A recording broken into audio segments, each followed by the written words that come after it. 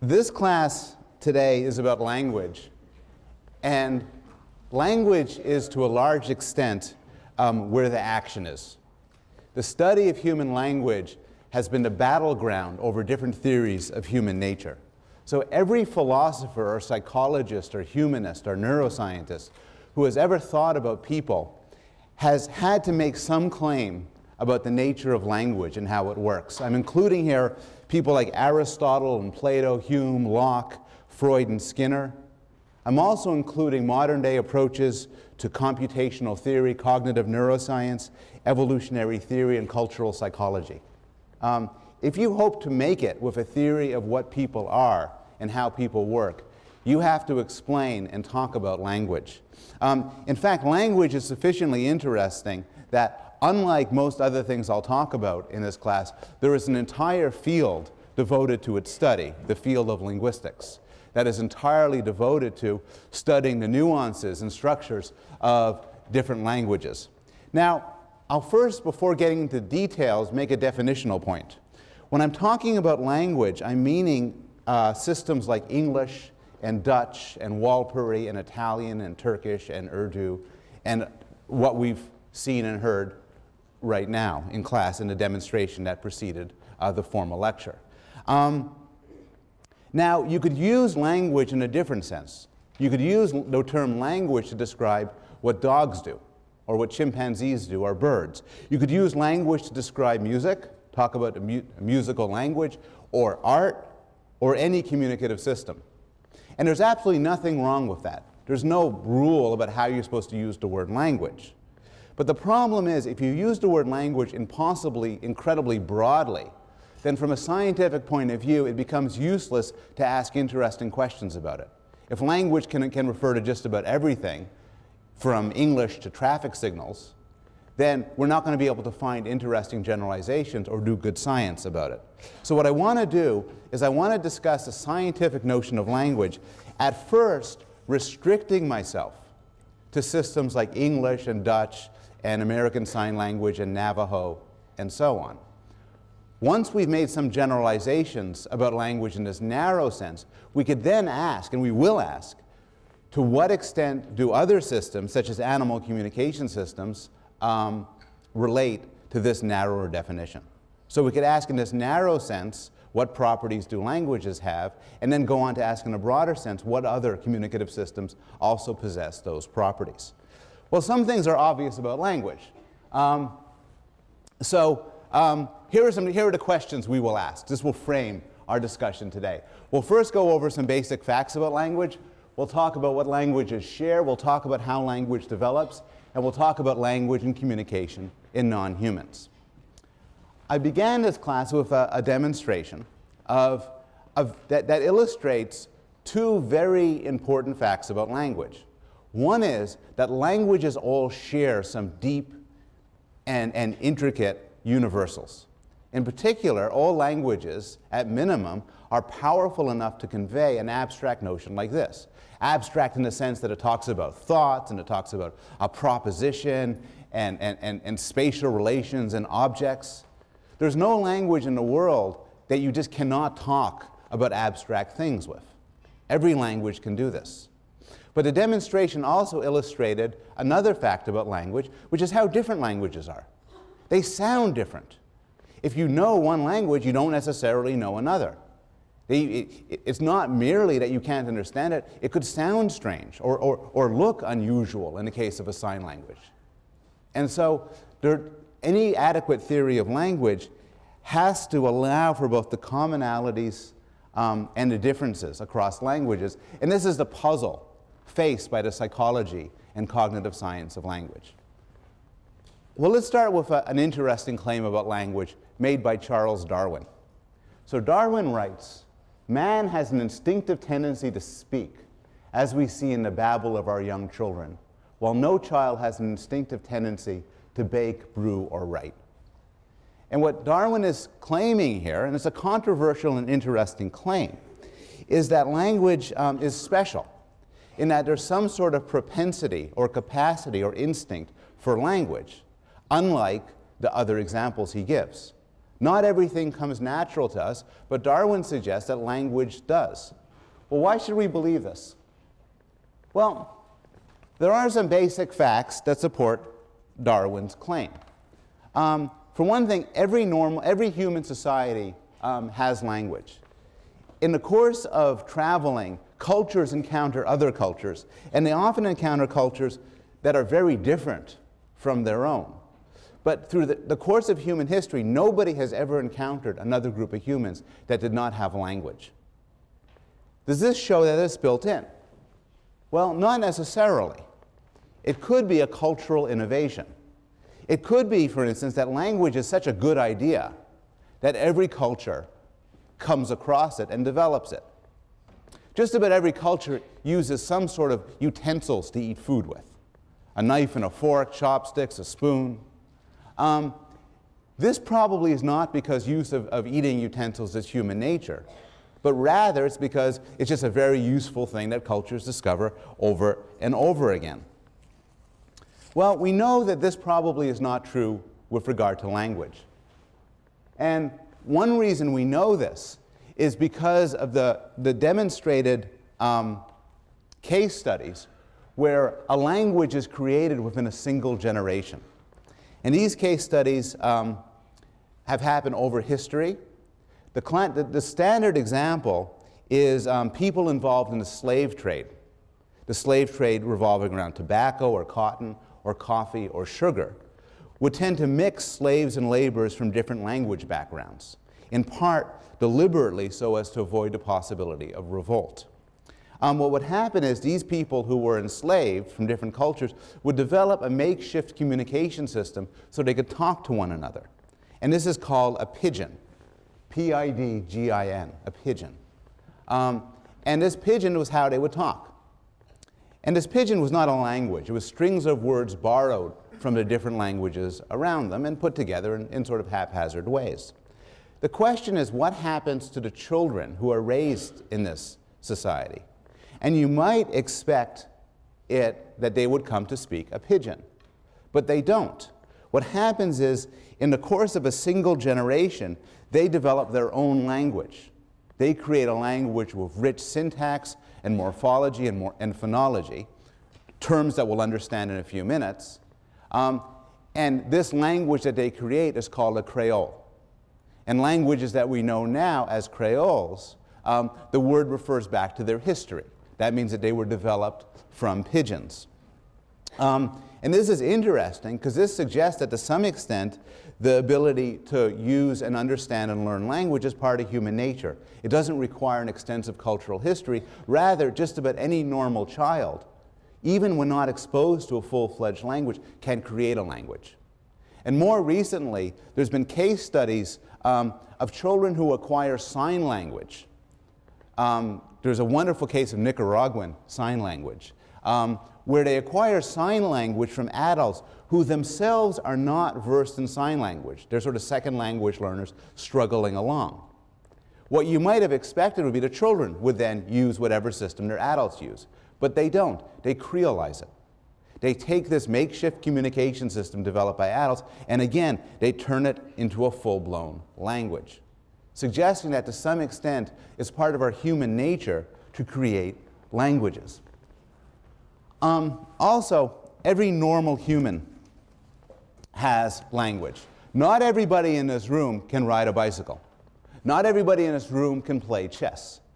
But everybody possesses at least one language, and everybody started to possess at least one language when they were a child. There are exceptions, but the exceptions come about due to some sort of brain damage. Any neurologically normal human will come to possess a language. What else do we know? Well, the claim that language is part of human nature is supported by neurological studies, some which were referred to in the chapter on the brain that you read earlier, that talk about dedicated parts of the brain that work for language. And if parts of these brains, if these parts of the brain are damaged, you get language deficits or aphasias, where you might lose the ability to understand or create language. More speculatively, there's been some fairly recent work studying the genetic basis of language, looking at the genes that are directly responsible for the capacity to learn and use language.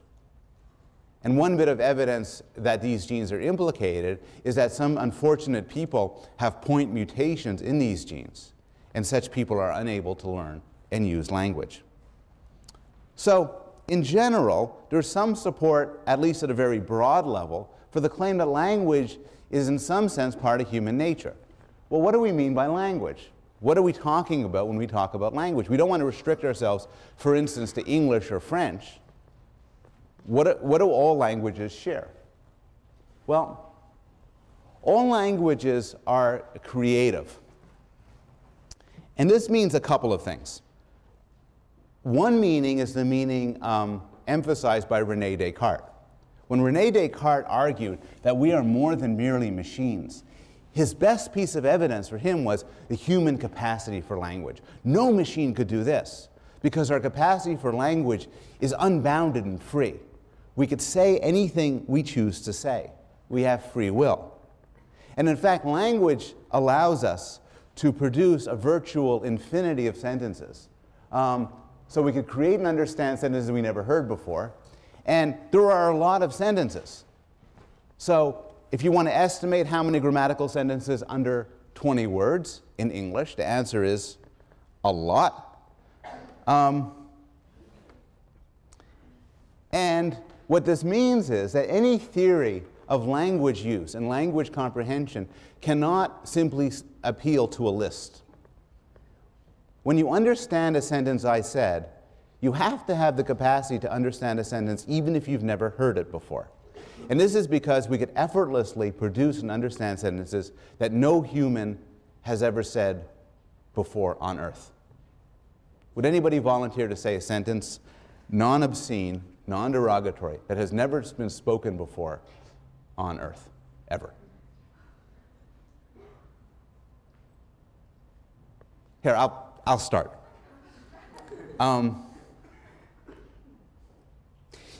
It's surprisingly easy to get a purple tie on eBay if you don't care much about quality. I could imagine no one else in the world has said this before. I am upset that one cannot easily download Buffy the Vampire Slayer through iTunes.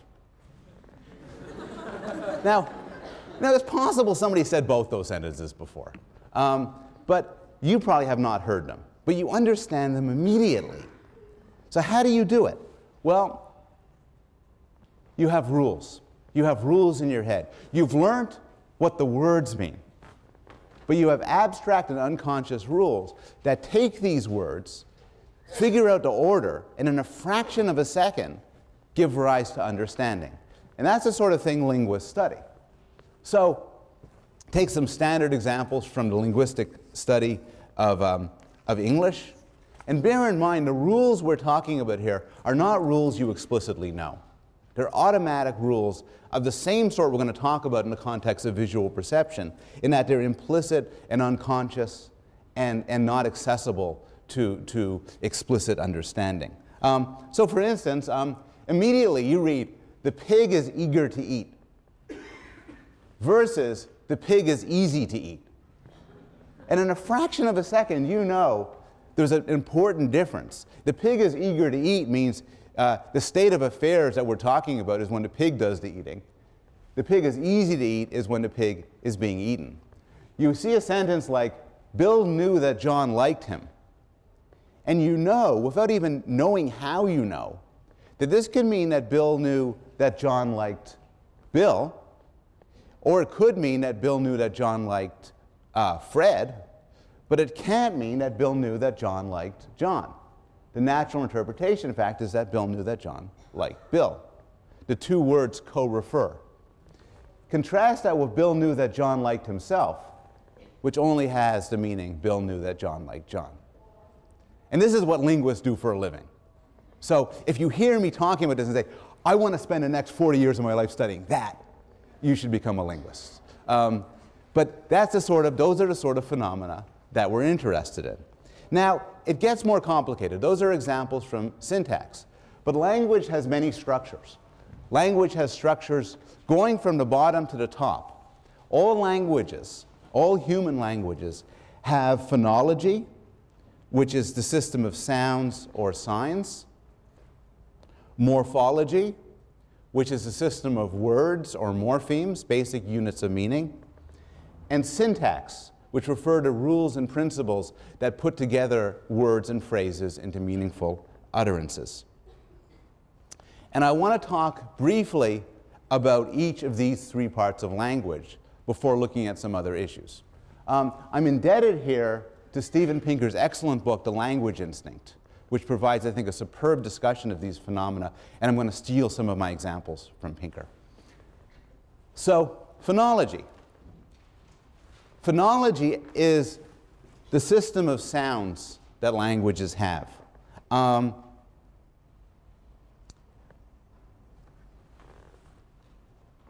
There's a subset, there's a finite list of possible sounds that language can use.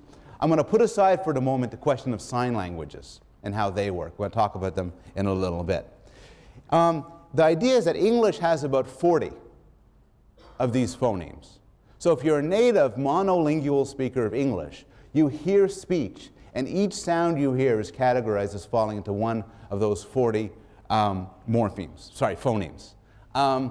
So for example, English has a phoneme of L, and a phoneme of R. And so an English speaker can hear the difference between lip and rip. And that corresponds to two different words in English.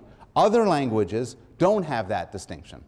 And so those distinctions are very difficult for non-native English speakers to learn. So part of what goes on when you learn is you have to learn the language, the phonemes that your language has. Another part of the problem of learning language is you have to figure out what the boundaries are between the words. You have to use sound signals to figure out the boundaries between the words. Now if the only language you've ever heard is English, that's going to seem like a really weird example of a problem, because you're listening to me speak, and in between each of my words you're hearing a pause. You don't have to be very smart to figure out where one word begins and one word ends. But the pause is a psychological illusion. If you were to talk into an oscilloscope that measured your sound vibrations, there are no pauses between the words. Rather, the pauses are inserted by your mind. As you already know where one word begins and another one ends, and you insert a pause at that point. You could see this when you hear a language you don't already know. So for those of you who have never heard French before, when you hear somebody say, "Je ne sais pas," you could say, "Remarkable, French has no pauses between words." And now a French speaker, of course, hears "Je ne sais pas." For Hebrew, I know one sentence in Hebrew, which I think is a request for the bathroom. But if you don't know Hebrew, there's no pauses. And the truth is, when you each gave your demonstrations, nobody spoke properly. Because nobody spoke, here's the sentence, glort, fendel, smug, wuggle. Rather, you all sounded like without any pauses. Because I don't know your languages. Children come into the world without knowing any specific language. And so they have to learn pauses. They have to learn to interpret sounds in context. And sometimes they make mistakes. They get problems of segmentation. And there's some illustrations you could see the mistakes if they're trying to repeat back something that's already known within a society. So songs are a good example. These are excerpts from children. I'll never be your pizza burnin'. Anybody figure out what that corresponds to? Beast of burden, very good. A girl with colitis goes by. Somebody? The ants are my friends, they're blowing in the wind. And this is a religious one. Our Father which art in heaven, hallowed be thy name. Lead us not into Penn Station. Now, Phonological understanding illustrates all sorts of aspects of language processing, and in fact of consciousness. Because remember I said that typically when you hear a sentence, you manufacture in your mind gaps between the words. Typically, when there's something which is unclear, you'll fill in the gap and figure out what the word is, and you'll hear it that way. So there's a few examples. The best examples, again, are for when it goes wrong. So a classic example is from the song Super Freak by Rick James. I got a big lecture about copyright laws, and this is going to violate most of them. Rick James is going to be sitting staring at the web 2 years from now saying, hey, that's my thing. Okay, so I want you to listen to this line. I'm sure most of you have heard this before, but I want you to listen closely. What was that last line?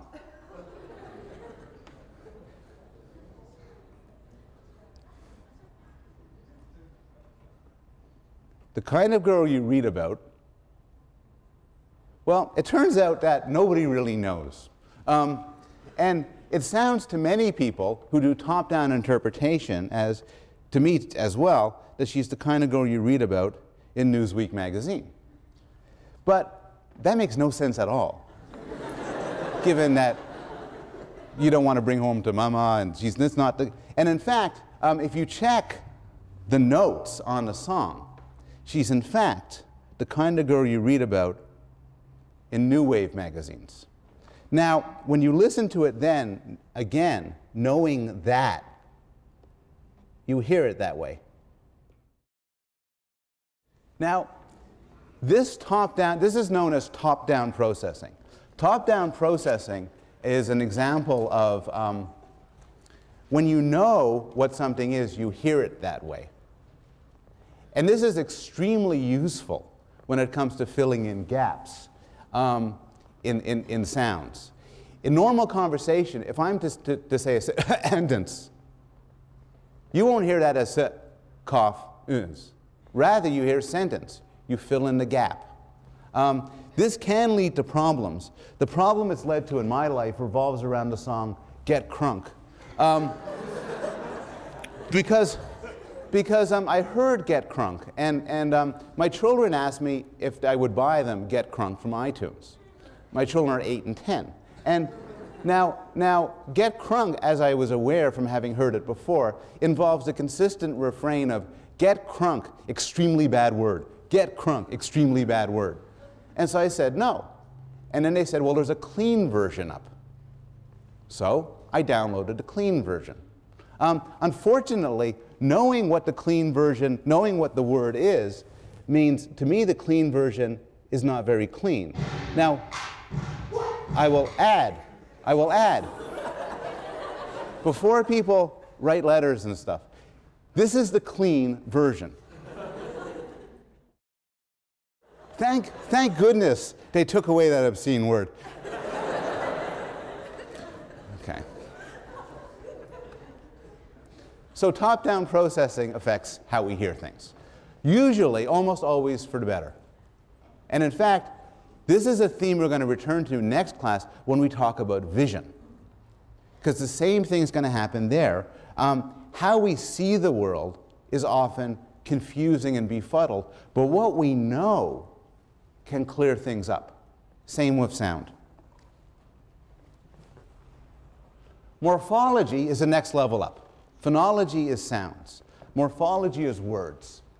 And human language uses this amazing trick described by Ferdinand de Saussure, the great linguist, as the arbitrariness of the sign.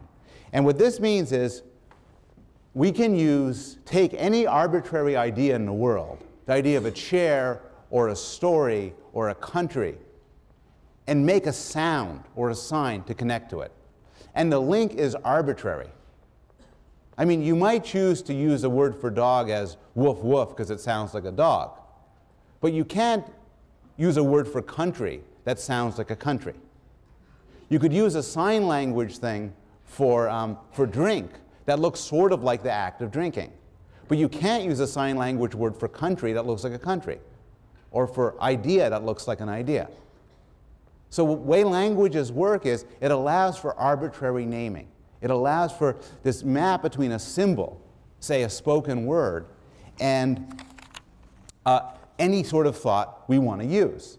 And those arbitrary mappings, as we come to learn them, make up the vocabulary of a language.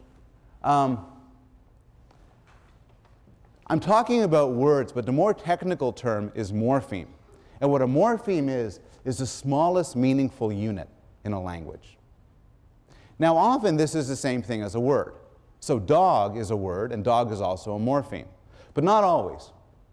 Because there are single morphemes, and then there are words that are composed of many morphemes. So dogs and complained are one word, but two morphemes.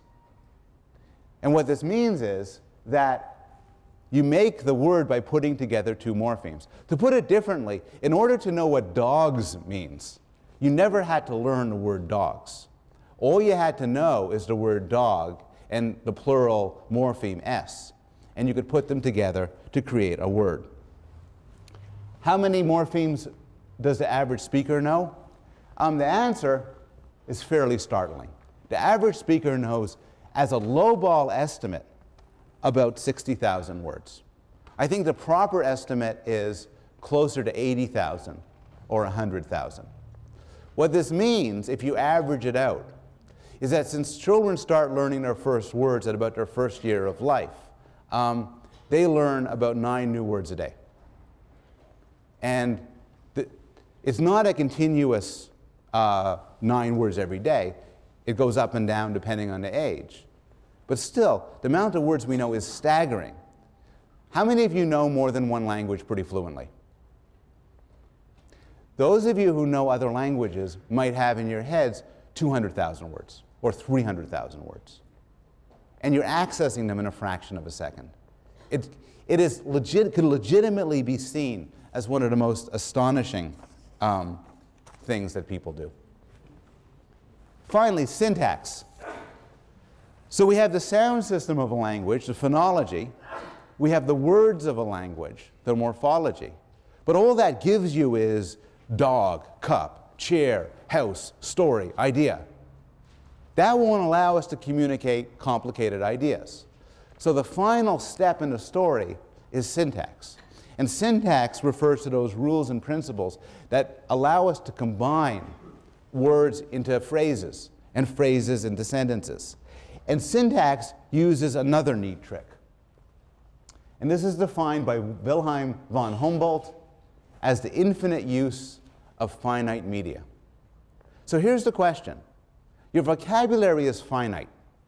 There's just so many words. You have to learn them one by one. But you could produce a virtual infinity of sentences. How can you do that? How can you go from a finite list of symbols to an infinite number of sentences? And the answer is, you have a combinatorial system. Now, language is not the only thing in culture or nature that has this sort of combinatorial system. Music also has a combinatorial system. There's a finite number of notes, but a limitless number of musical compositions.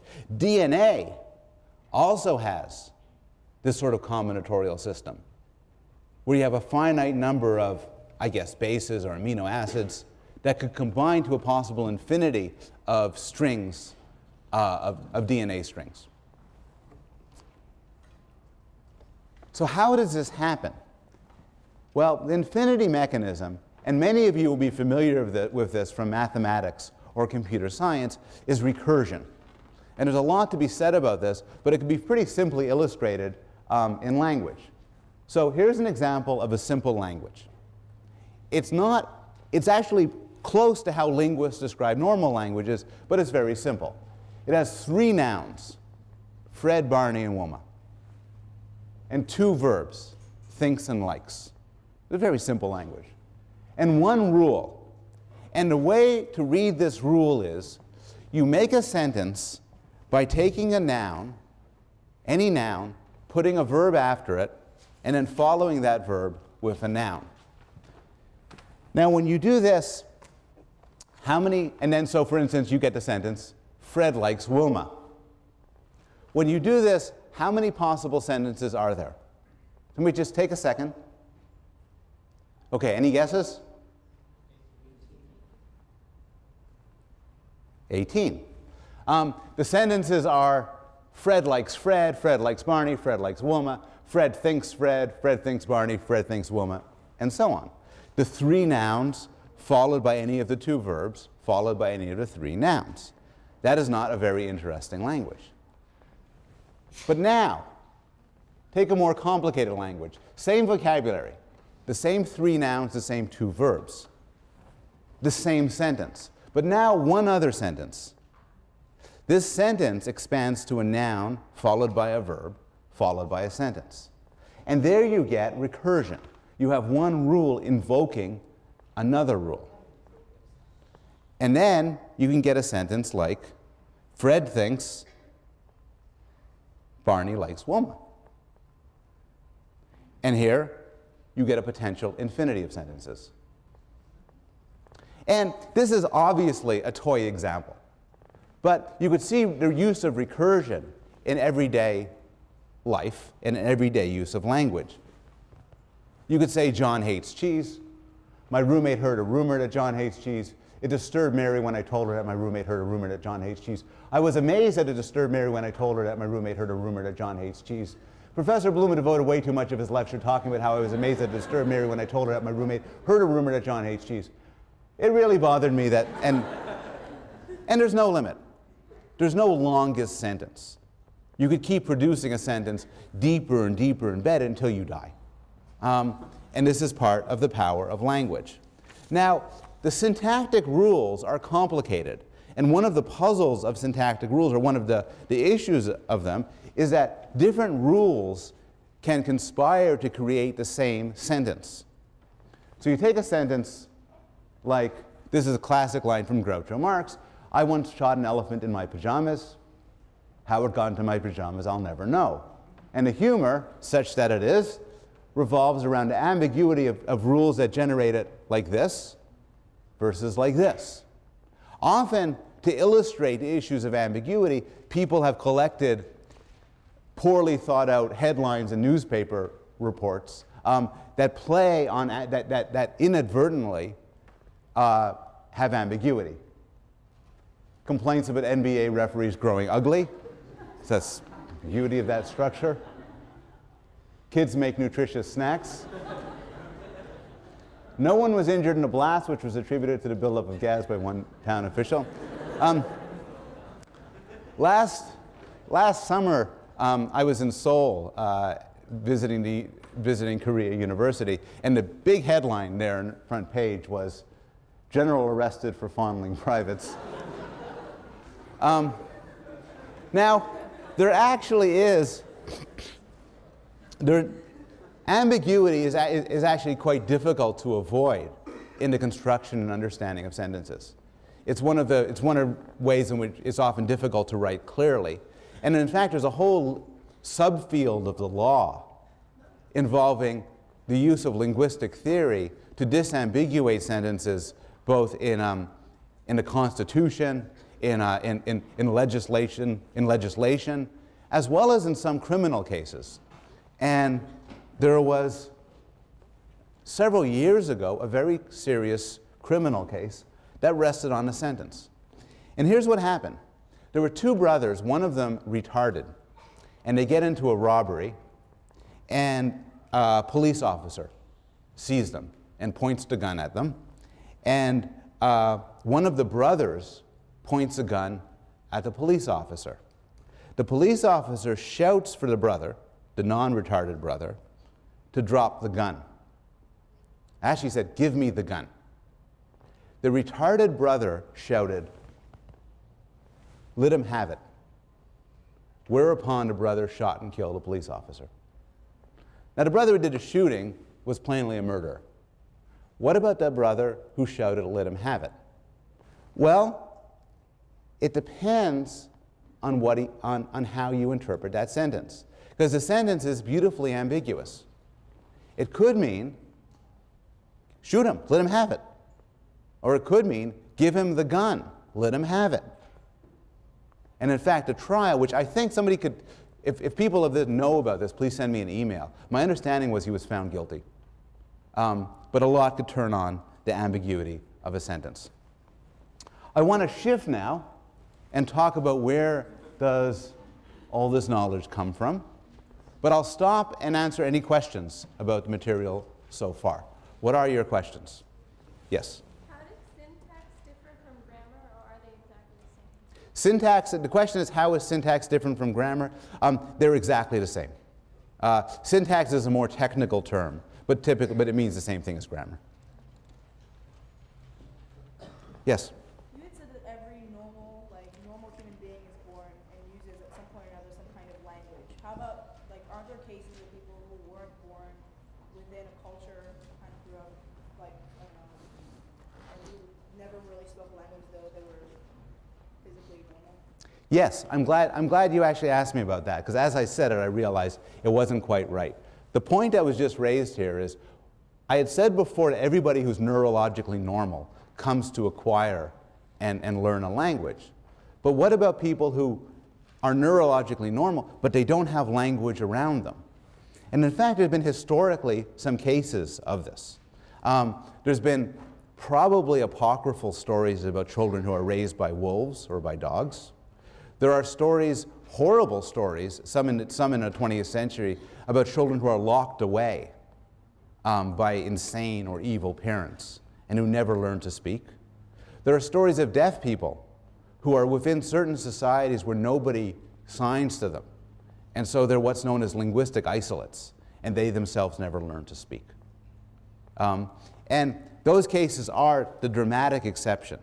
And they do tell you something. They tell you that it's not enough to have a brain for language. Somebody does have to use it with you. Interestingly, it doesn't have to be that many people. So Susan Golan Meadow has studied deaf children that nobody signed to. But what she studies is deaf children with deaf siblings. And these children don't just sit there, they create their own language. It's not a full-blown language like American Sign Language or Langue des Signes Québécois, but it's a language nonetheless with words and syntax and phonology. It's an interesting question. Any other questions? Yes? Could it be argued, or is it argued that there are inherent limits to grammar, or to our ability to come up with mental grammars, and therefore that there is really an infinity of possible thought? It's a good question. The question is, are there inherent limits in our abilities to come up with grammars? And most linguists would argue yes, that languages are highly constrained in how they do things. So for instance, one example is there's no language in the world that ever constructs a question by switching the order of words around in a sentence. There's no language in the world that has a rule that says the fifth word has to be a verb. And linguists have all of these conditions say no language in the world works this way. Now, so these are constraints on grammar, and they're really interesting because they tell us what's a humanly natural language versus what's not a humanly natural language. But notice, even if there's incredible constraints on grammars, we could still produce an infinite number of sentences. It's just like if you restrict me to only a subset of numbers, only to odd numbers, still there's an infinity of odd numbers. So grammar can be restricted, but still give rise to an infinity of possible sentences. Well, there's a radical claim about the origin of language, associated with the guy who we met when we talked about behaviorism, who wrote the Review of Verbal Behavior, the linguist Noam Chomsky. And Chomsky makes this radical claim. And this is that we shouldn't view language learning as learning at all. Instead, we should view it as something similar to growth. So he says, no one would take seriously the proposal that the human organism learns through experience to have arms rather than wings, or that the basic structure of particular organs results from accidental experience. Language proves to be no less marvelous and intricate than these physical structures. Why then should we not study the acquisition of a cognitive structure like language more or less as we study some complex bodily organ. So you might learn to play baseball. You might learn about the American Civil War. But if Chomsky is right, you didn't learn to speak English. Rather, what happened is you heard English, but the capacity grew in your head in something a lot more similar to the development of arms or legs or a visual system. Well, should we believe this? We know there has to be some effect of the environment shaping language, obviously, because in order to know English, you have to have heard English. In order to know Dutch, you have had to have learned and heard Dutch. And in fact, languages differ in all the ways that we were talking about. Some languages, like English, have a distinction between L and R. Other languages do not. For a language like English, that creature there is referred to with the morpheme dog. That's a historical accident of English. In French, it's chien. And in Greek, it's something else. And each of those 6,000 languages, and people in a room who know other languages say, yeah, in Vietnamese it's this, in Urdu it's this, in Czech it's that. Finally, there's syntax. So English is what's known as a subject-verb-object language. That means if you want to convey the idea that Bill hit John, you would say, Bill hit John. But not all languages work that way. In fact, a majority of languages, more languages, are actually subject-object-verb languages. So you would say, if you wanted to convey that Bill was the hitter and John was hit, Bill, John hit. All of this has to be learned. And all of this has to be learned through exposure to language users. On the other hand, there is considerable evidence that the development of these language skills in some way is similar to growth in the way that Chomsky suggests. So here are some basic facts about language development. One is something which I had mentioned before. All normal children learn language. There can be specific impairments of language. Now again, we spoke about them before when talking about the brain. Some of these impairments could be due to trauma. The aphasias. Trauma, a blow to the head, a stroke, can rid you of your language. But also, there are genetic disorders, some falling under the rubric of what's known as specific language impairment, where children are born without the same ability as the rest of us to learn to speak. And these are interesting in many ways. One reason that they're interesting is that they illustrate something about human language. It would not be unreasonable for you to think, before listening to this lecture, look, all you need to have to learn a language is to be smart. Or all you need to have to learn a language is to want to communicate. Or all you need to have to learn a language is to be a social person, having the ability to understand others and deal with others. But the case of specific language impairments suggests that all of that is wrong. Because there are children in this world right now who are plenty smart, who really want to communicate, and who are entirely social creatures, but they can't learn language. And this suggests that the ability to learn language and understand language is to some extent separate from these other aspects of mental life. Continuing on this theme, we also know that language is learned without any sort of feedback or training. There are many Americans who believe that they need to teach their children language, and there's a huge industry with DVDs and flashcards and all sorts of things designed to teach your children language. And I think many parents believe that if they didn't persist in using these things, their children would never learn to speak. But we know that that's not true. We know that this isn't true because there are communities where they don't speak to their kids. They don't speak to their kids because they don't believe it's important to speak to their kids. Some linguists would interview adults in these communities and say, why don't you speak to your babies? And these adults would respond, it would be ridiculous to speak to a baby. The baby has nothing to say. you might as well just speak to your dog. And then the American linguist would say, yeah, we speak to our dogs. Americans and Europeans speak to everything and everybody. Other cultures are more picky, and they don't talk to children until the children themselves are talking. This doesn't seem to make much of a difference in language learning. Some studies have motivated by Chomsky's work motivated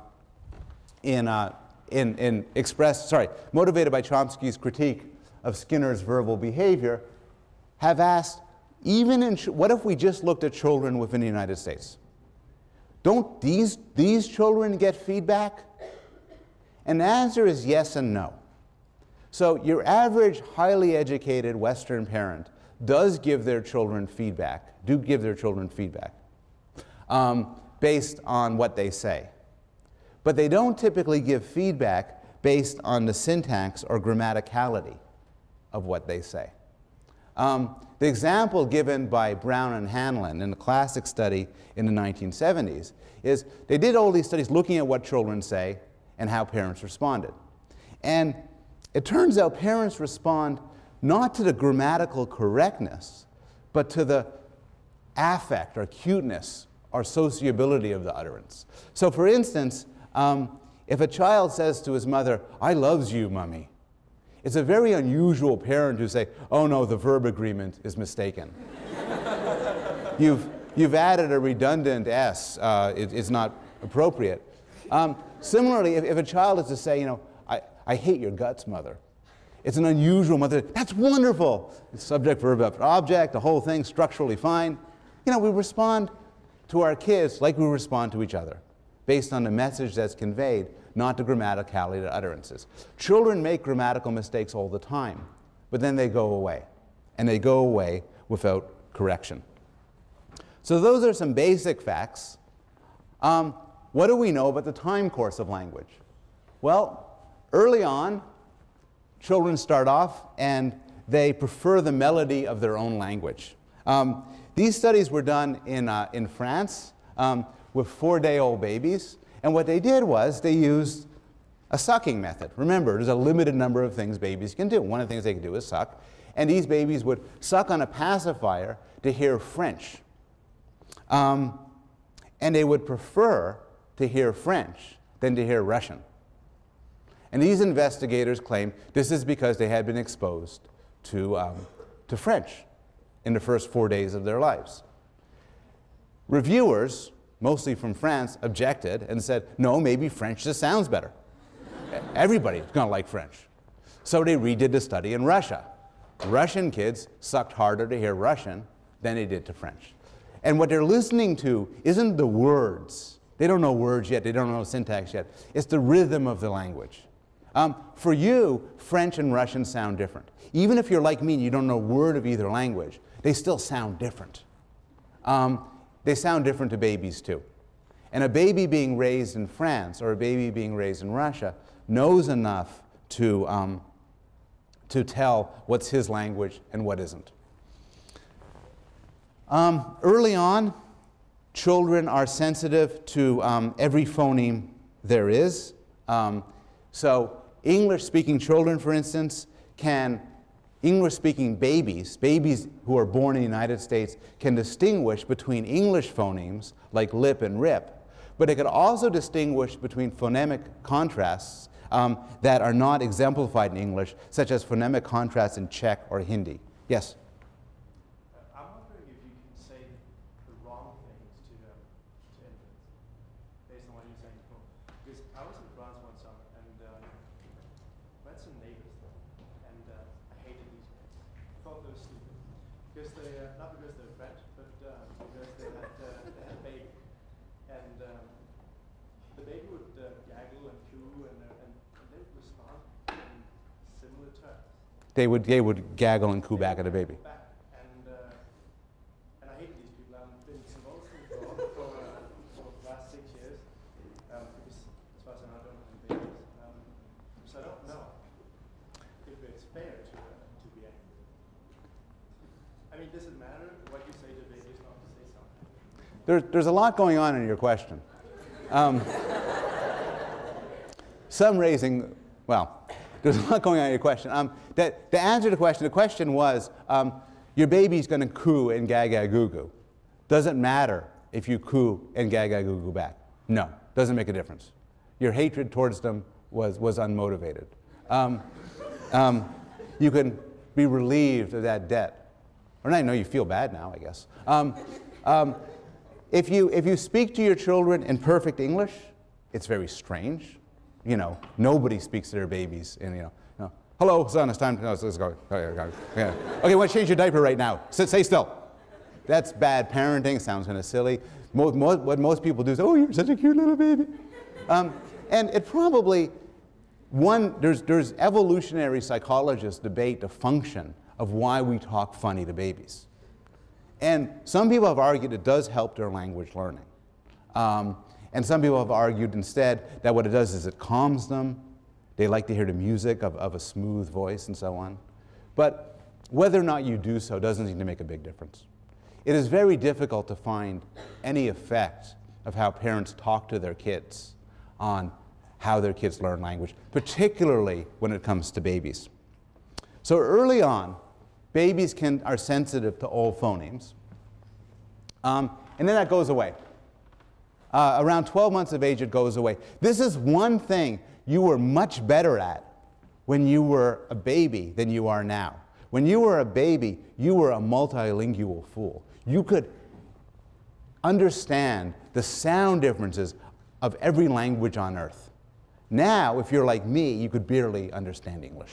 You narrow down till you're sensitive just to the language you hear. And this narrowing down is largely in place by about 12 months of age.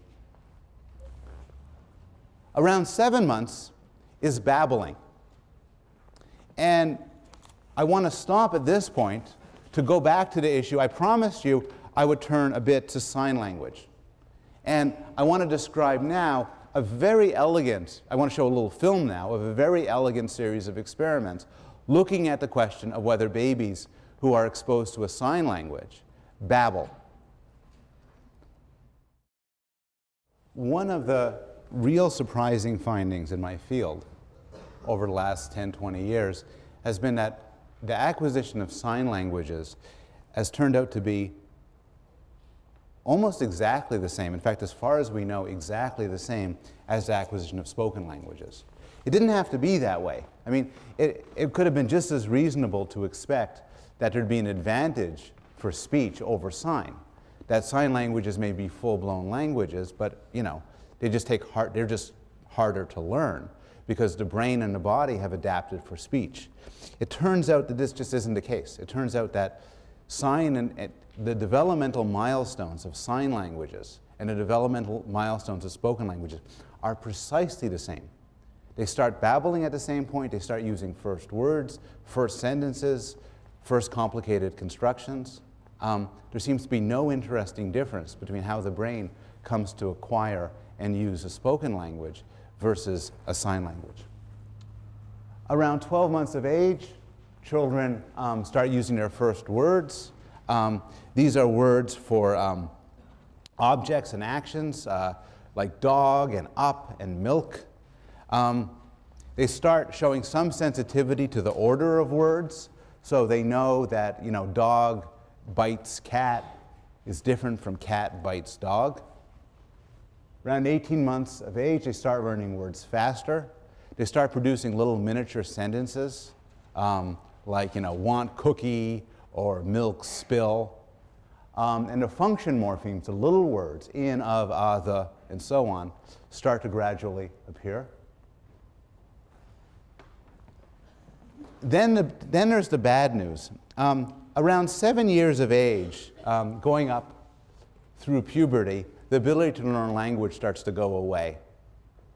The best work on this has been done by Alyssa Newport and Sam Supala, who have studied people who have been in the United States for many, many years, like 30, 40 years, and seeing how well they have come to speak English. And it turns out the big determinant of how well you speak English as an immigrant isn't how smart you are. It's not how many family members you have when you're here. it's not your motivation, it's how old you were when you started. It turns out that if you start learning a language, a second language is where most of the work's been done, within the first few years of life you're fine. You'll speak like a native. But then it starts getting worse and worse. And once you hit puberty, suddenly there's huge variation in the abilities you have to learn language. It is very rare, for instance, for somebody who has learned English past puberty to speak without an accent. An accent is very hard to shake. And it's not just an accent. It's also other aspects of phonology, syntax, and morphology. It's like the part of the brain that's responsible for language learning is only around early in development. And if you don't get your language by then, it'll just run out. I want to begin next class with this question, the question of animals, and that will shut down the language learning part. But one thing I'll put up here is your second reading response. So I'll also put this up on Wednesday, and by Wednesday you might have be in a better position to answer this question. But I'll continue with language on Wednesday, and then we'll also talk about vision, attention, and memory. I'll see you then.